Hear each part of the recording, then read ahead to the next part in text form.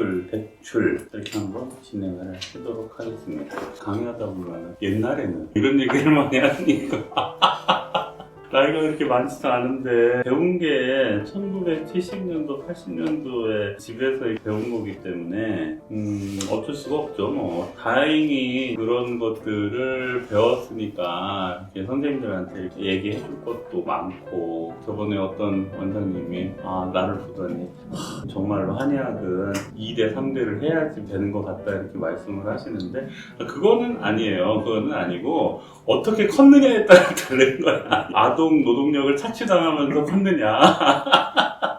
예를 들어서 우리 딸내미들이 한의대를 간다. 걔네들 저처럼 못해요.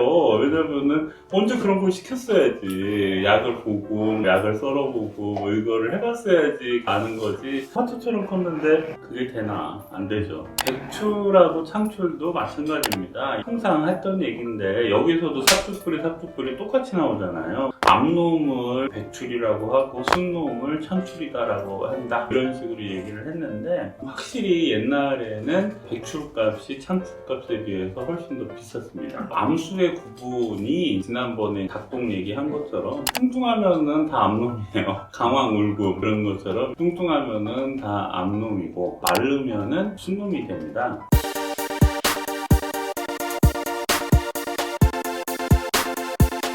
삽주를 캤는데 뚱뚱하게 나오면은 백출로 취급을 했고, 마른 채로 나오면, 얇게 나오면은 창출로 취급을 했는데, 이거를 안 까먹는 이유가 뭐냐면, 창출은 예를 들어서 그 당시에 만약에 백출값이 8,000원이다 라고 하면은 창출값은 5, 6,000원 밖에 안 했었어요. 요즘 걸로 이렇게 대비를 해보자라고 하면, 창출은 썰 때 그냥 막 썰었어요. 길다란 걸 딱 잡아가지고 옆으로 좀 이렇게 썰었거든요. 근데 백출은 비싸잖아요. 같은 방식으로 썰면은 얘를 창출로 보지 백출로 안 보는 거예요. 그래가지고 백출을 썰을 때는 각지게 썰었어요. 한 번 치고 돌려서 치고 한 번 치고 돌려서 치고 이런 식으로 해가지고 썰고 나면은 각이 나오게끔 그렇게 했다고. 애가 그렇게 집중력이 뛰어나나. 쓸다 보면 이렇게 각을 줘서 이렇게 썰어줘야 되는데, 쓰려면 촉촉촉 이렇게 이게 훨씬 더 빠르게 빨리 썰어야지. 포상이 있잖아요. 핫도그 소시지 요만큼 있고 나머지는 다 빵이지만 고가의 상품을 저가의 상품으로 떨어뜨렸다 이렇게 한 건데, 옛날에는 환기가 제천에서 나와야지 진짜 국산 환기였었어요. 써는 방식이 틀려요. 썰 때는 외부 유출이 안 되게끔 썰었습니다. 중국산하고 국산하고 환기가 쓰는 방식이 완전히 달랐었어요. 요즘은 중국에서 다 그렇게 썰어갖고 옵니다. 걔네들이 귀찮아서 썰을 때는 그냥 이런 식으로 통으로 해서 동그랗게 썰어요. 아니면은 이렇게 넓적하게 이렇게 썰어갖고 와요. 국산 환기는 옆으로 이렇게 쳐가지고서는 절편 썰듯이 이렇게 썰어갖고 와서, 써는 방식에 따라서 국산하고 중국산하고 나눴었죠. 롱타임 어고, 아주 옛날에 1980년도에는 그랬었는데, 지금은 중국에서 다 썰어갖고 오기 때문에 국산 환기하고 중국산 환기를 써는 방식으로 구분을 하기는 되게 어렵고, 중국산 환기가 테두리가 항상 나올 수밖에 없는 게, 옛날에도 한번 얘기했었던 것처럼 햇빛에다가 이제 말리기 때문에 테두리가 나올 수밖에 없는 거고, 지금은 백출이 기원 백출로 완전히 이렇게 바뀌었기 때문에 삽주로 쓰는 거가 역사의 뒤안길로 흘러갔죠. 근데 아직도 이 백출을 삽주로 보시고 사용을 하시는 원장님들도 계신데, 바꿔줘야 돼요. 삽주는 창출이 맞고 백출은 기원 백출로 사용을 하는데, 기원 백출이 이렇게 썰려서 오면 밑장구리가 이렇게 구멍이 뽕뽕뽕 뚫려 있는 게 있고, 밑장구리가 완전히 구멍이 하나도 없이 매끄러우면서 돼 있는 게 있어요. 매끄럽게 돼 있는 거는 중국에서는 하품으로 봅니다. 밑장구리가 이렇게 구멍이 좀 뽕뽕뽕뽕 뚫려져 있는 것들을 상품으로 봐요.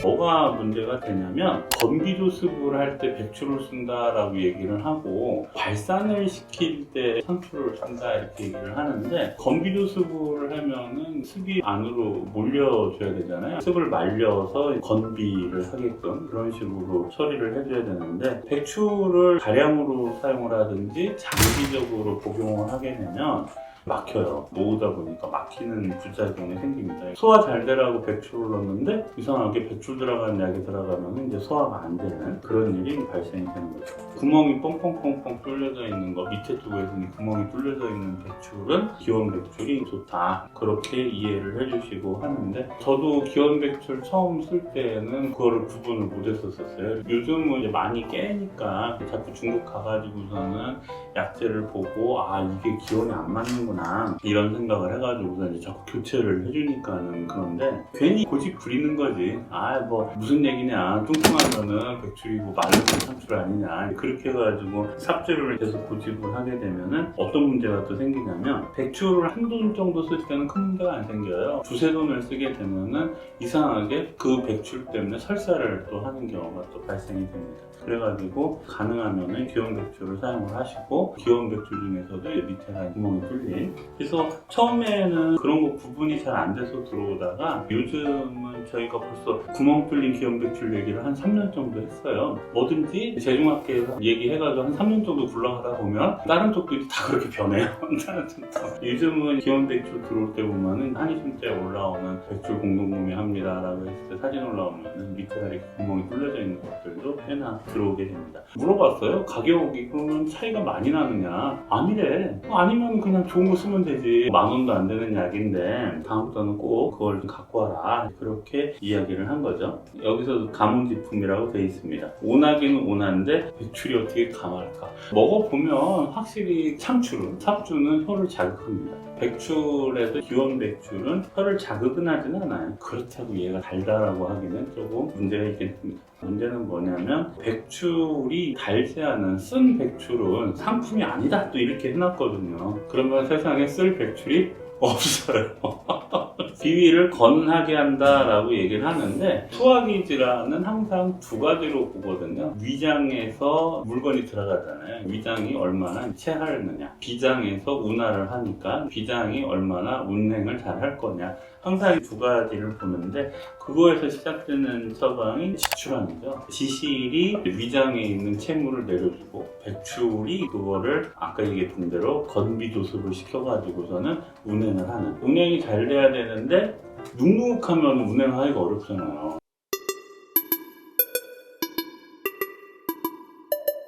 옛날에 수레바퀴, 조선시대 때 사극 같은 거 보면은 비 오는 날 수레바퀴를 밀면 어떻게 하면 땅에 다 이렇게 질척질척해서 빠지니까 잘 운행이 안 되잖아요. 뽀송뽀송해야지 수레바퀴도 잘 가는 것처럼 건비조습을 이야기를 하는 거죠. 실질적으로 위장에 작용되진 않고요. 비장으로 작용을 해가지고 건비조습을 시켜서 운행을 잘 되다 보니까 그것에 반대급부로 해서 소화기가 좋아진다. 도체를 할 수 있는 건 없어요. 건비조습이 제대로 된 작용을 합니다. 습을 모으다 보니까 설사를 멈추게 된다라고 얘기를 하죠. 설사하고 이지라고 이렇게 나눌 때, 설사라고 하는 것은 태음의 습토에서 나오는 거니까 물이 많이 나오는 거고요. 이질이 되면은 물이 안 나옵니다. 저희 어렸을 때는 뭐라고 얘기를 했냐면, 설사는 물로 쭉쭉쭉쭉 나오는 게 설사고, 이질은 점점이 떨어진다라고 그래가지고 똑하고 한 방울 떨어지거든요. 똑하고 한 방울 떨어지고 똑하고 한 방울 떨어지고 하니까 이 점이다, 점자를 써가지고 이 점이다 이렇게 얘기를 했었어요. 민족의 특성이 좀 달라요. 우리나라는 의료법이 일본 의료법을 맨 처음에 그대로 이렇게 하다 보니까, 일본 같은 경우는 이질이 걸리면 마을 하나가 다 죽었대요. 우리나라 이질 걸리면은 뭐라고 하냐면, 고추장에다가 밥 비벼 먹으면 난다. 이질이라고 하는 게 장에 염증이 생겨서 장에 있는 겉에 있는 막을 갖다가 염증을 해서 녹여가지고서는 혈관까지 안 녹이게 되면 하얀 게 나오는 거고, 혈관까지 녹이면 이제 빨간 게 나오고, 거기 고름이 잡히면 녹열리가 나오고 하는 건데, 일본 애들은 홍명보 축구 감독이랑 같이 했었던 체력 트레이닝 했던 코치가 세이고 코치였는데, 세이고 코치가 천안에 여러 번 왔었어요. 같이 밥 먹고도 했었었는데, 그 사람이 짬뽕 먹다가 죽는 줄 알았어. 짬뽕을 먹는데 땀을 막 엄청나게 흘리더라고요. 그래서 아, 저 실수한 것 같다. 왜 제가 딴 짬뽕을 선택을 했을까? 일본 사람들이 하는 얘기가 우리나라 사람들이 참 독하다라고 얘기를 하는 게 자기네들은 고추만 먹어도 잘못하면 죽을 정도인데 그 매운 고추를 그 매운 고추장에다 찍어 먹는다고 독한 민족이라고 그렇게 얘기를 하는데 우리는 고추장에다 밥 비벼 먹으면은 이질이 낫다 이렇게 얘기를 하긴 합니다. 그럼에도 불구하고 이질이 수인성 전염병이기 때문에 발생이 되면 빨리 보건소에다가 신고를 해야 되겠죠.